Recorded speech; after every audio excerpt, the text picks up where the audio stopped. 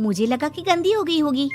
अरे कैसे गंदी हो गई थी, उसे तो मैंने पहना भी नहीं। हे भगवान, इस लड़की के कपड़े धोने की आदत से परेशान हो गया हूँ मैं। जितना तो घर में राशन नहीं आता, उससे कहीं ज्यादा डिटर्जेंट पाउडर का खर्चा है। इसकी शादी करवा दो, शादी।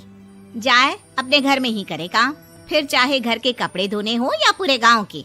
हाँ ठीक बोल रही हूँ, देखता हूँ मैं कोई लड़का। वो दिन भी आ जाता है जब विभा को देखने लड़के वाले आ जाते हैं। लड़की मुझे अच्छी लगी। होने वाली सास कहती है, बेटी अगर कुछ पूछना है तो पूछ लो। वैसे तो हमारी लड़की बहुत ही शर्मीली है, जो बोल दो वो मान लेती है, इसे क्या पूछना होगा। अरे कैसी बात कर रही हो माँ, मुझे इन लोगों के घर रहना है, सवाल तो कई है। हाँ हाँ बेटा, पूछ लो ना, क्या पूछना है। आप लोगों के घर कपड़े कौन धोता है? सास का मुंह बन जाता है। देखो, अगर तुम ये कहना चाहती हो कि तुम्हें कपड़े धोने नहीं आते तो सुन लो, कपड़े मैं ही धोती हूँ, लेकिन तुम्हारे आ जाने के बाद मैं रुमाल तक नहीं धोऊंगी। अरे चुप रहना भगवान, बहू बेचारी घर आई नहीं, उसे डराना शुरू कर दिया। वो क्या है ना बिटिया, अभी तक तो ये कल्लू की माँ ही धोती थी, लेकिन अब तुम्हारे पापा तो दहेज में वॉशिंग मशीन देंगे ही। तभी विभा की माँ बोल पड़ती है, सवाल भी पूछा तो क्या। वैसे भाई साहब, मशीन की तो फिर भी कपड़े धोने की कैपेसिटी होती है। मतलब जो बिटिया दे रहे हैं ना विभा, इसे कपड़े धोने का बहुत शौक है। ये आप लोगों के क्या, आस पड़ोस गांव मोहल्ले सबके कपड़े धो दे और उफ तक ना करे। बाहर देखा नहीं आपने कितने कपड़े सूख रहे हैं, सब हमारी बिटिया ने ही तो धोए हैं। बस भी करो ना माँ, शर्म आ रही इतनी तारीफ सुनकर।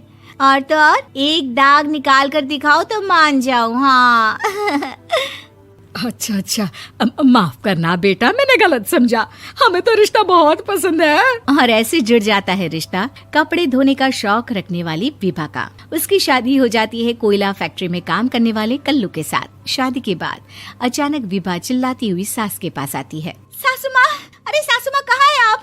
ये तो धोखा है, धोखा दिया आप लोगों ने मुझे।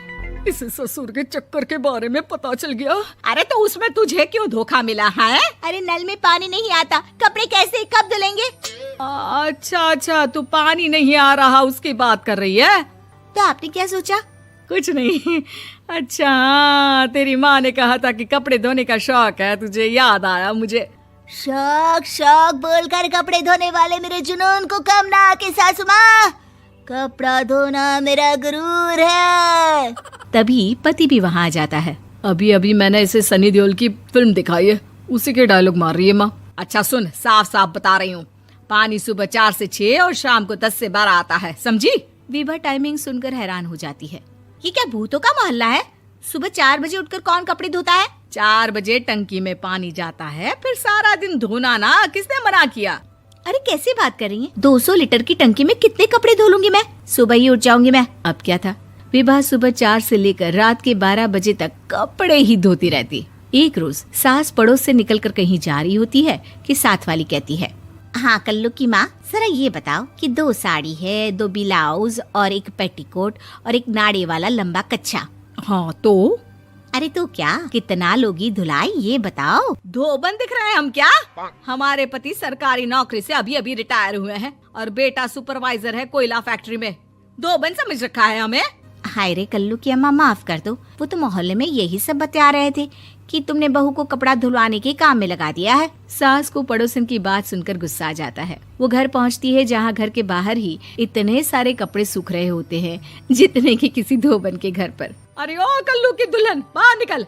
माँ जी यहीं आ जाओ, बाथरूम में चादर धो रहे हैं हम। अरे अभी हम धोते हैं, तुमको बाहर निकलो। ये आस पड़ोस वाले बोल रहे हैं कि हम बहू से कपड़े धुलवा कर उसे कपड़ा धोने वाली बना दिए हैं। अरे छोड़ो ना माँ जी, किन लोगों की बातों में आती हो? आस पास के लोगों का तो काम ही होता है कि वो किसी तरह सास बहू को लड़ा दे। बहू सारे घर के कपड़े धोती है, ये क्या कम है? बोलिए। सास को भी लग जाता है कि वो बहू का ये सनकीपन नहीं छुड़वा सकती, इससे अच्छा है कि खुद ही चुप हो जाए।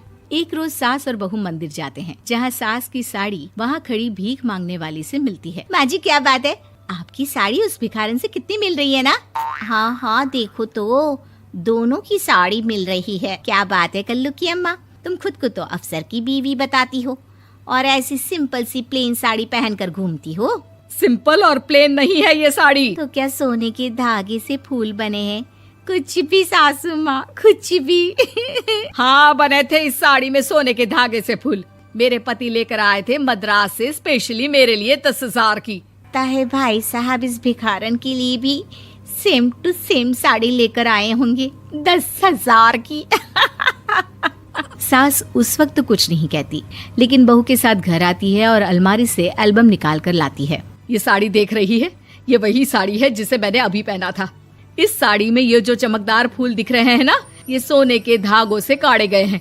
लेकिन तू लोकल वॉशिंग मशीन ब्रश से घिस घिस कर सारे फूलों को निकाल कर साड़ी प्लेन कर दी।